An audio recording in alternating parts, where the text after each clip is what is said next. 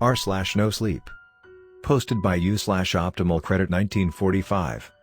I always wondered why my godfather lived in the sticks and always carried a gun. Now I know why. My godfather Steve is a weird guy. He's a gun nut who lives in the sticks and eats roadkill. Dad says that Steve saved his life in Afghanistan, and he's never trusted anyone more. He says there's more honesty in that hillbilly's bones than a legion of college-educated city slickers. He says I've become soft and judgmental. That I should take a leaf out of my godfather Steve's book because this man is the salt of the earth. We visit him every year around this time. It's cold in the mountains, so come evening time when we sit out drinking beers round the fire while they recount their war stories. There is only one rule when we visit Steve: no phones. He is completely off-grid. Once the beer starts flowing, they get pretty rowdy. When I turned 15, they decided I was old enough to drink. Damn, I started at 12, said Steve. He always carries his gun. I don't always feel super safe around it. Especially when everyone starts drinking.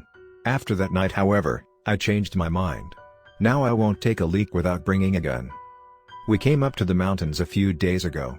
It was great. We did some trout fishing, a little ping pong. One night we ran out of beer and Dad said he was sober enough to drive into town and restock. I volunteered to come, but he said no, I should stay and talk to my godfather. Talk about things you're too embarrassed to talk to me about. I trust my dad. If he thinks I can learn a lot from this man, then he must be right. Before he left, my godfather Steve suggested Dad take a shotgun with him in the footwell, just in case. This seemed pretty absurd to me. I couldn't think how to get the conversation started and I regret what came out my mouth. So my dad said you saved his life. How many mujahideen were there? Mujahideen.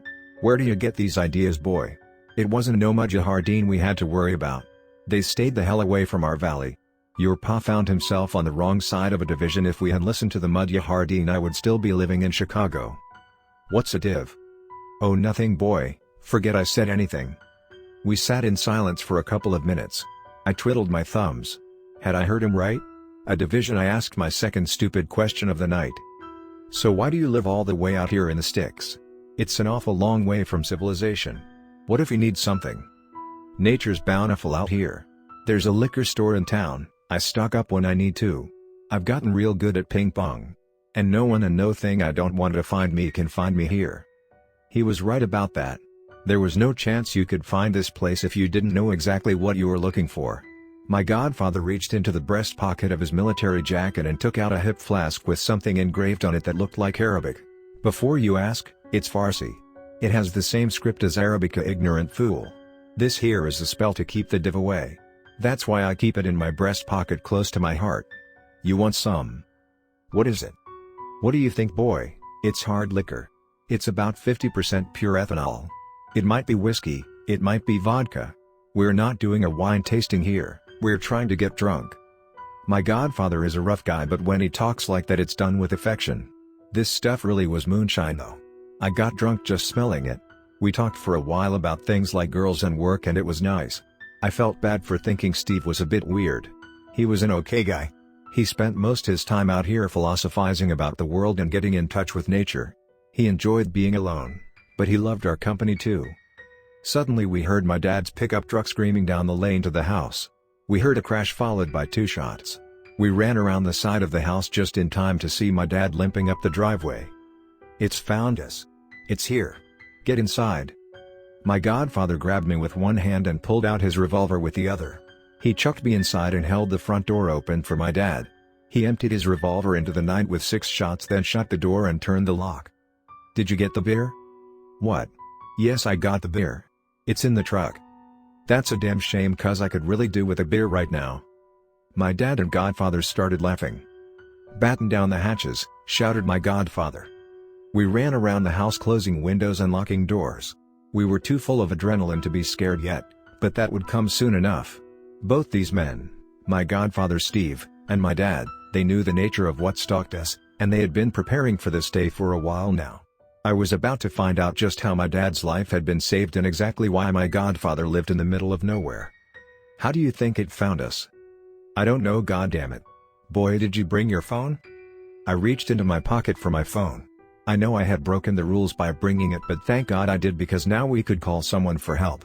But Steve looked at me in disbelief. It's okay boy, you weren't to know. God damn it, couldn't you have one weekend off the TikTok? My dad tried to explain. 21st century warfare breeds 21st century demon son. It first showed up on our radio, then at the door. Because it took the form of people in our unit, it was able to move among us, picking us off one by one. Once that thing locks onto you, it won't stop until it finds you and kills you. It locked onto me that night in the valley.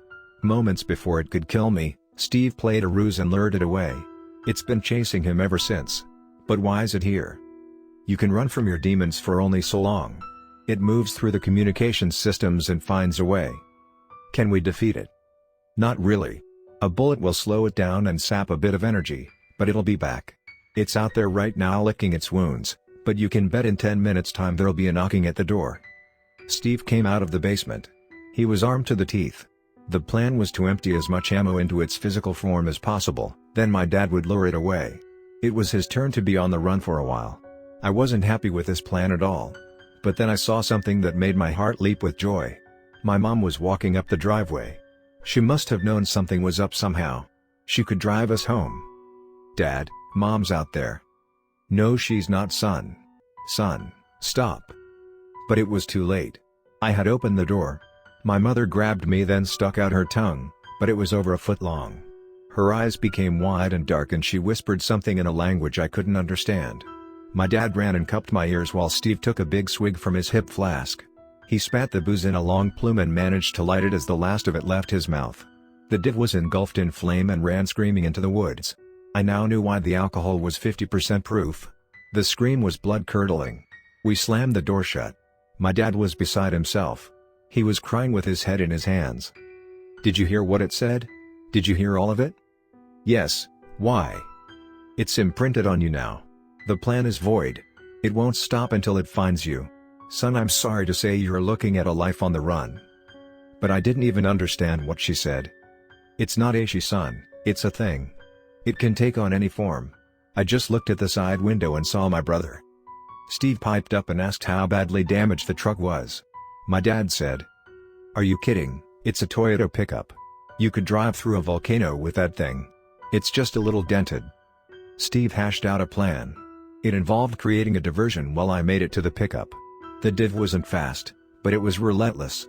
If it knew where you were, it would get you. Even at 4 miles per hour, it could go almost 100 miles a day, or 3,000 miles a month.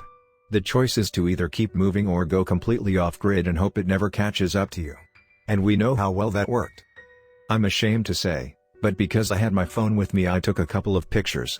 We also caught the div on the Ring doorbell begging to come in. Each time shape-shifting to a different person we knew. Please only click on the links if you are fully mentally prepared. As far as I know, the image of it is a weak facsimile and can't do any damage, but we know that this thing is constantly evolving. The lights started to flicker. The whole house shook. We could hear panes of glass smashing upstairs. The room went cold and fell silent. It was as if all the joy had been sucked from the world.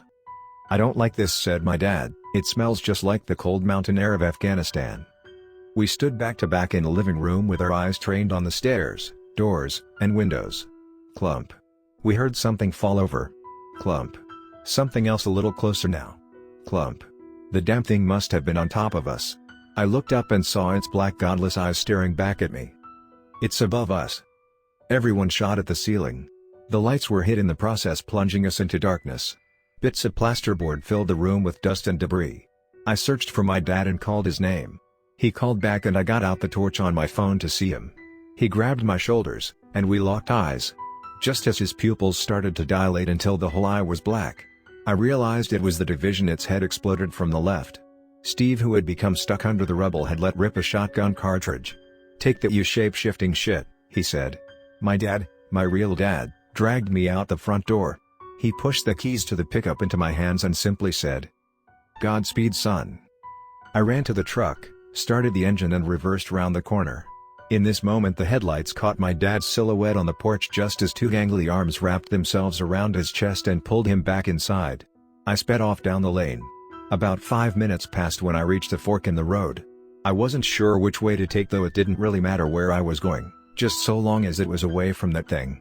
At the moment I heard an explosion and saw a fireball in the distance rise up into the night sky. No doubt Steve had rigged the place up. I don't know if they made it out alive. I've been driving for a while now. The sun has come up. But I'm still in the middle of nowhere and the radiator on the pickup is busted. I calculate that the diff could be here by noon, but I'll start walking now. I wanted to post this story before I chuck my phone into the ravine. I'm going off-grid for a while. If someone claiming to be your mom, or your dad, or your brother, or your best friend, calls at the door, you better be sure it's them before you let them in.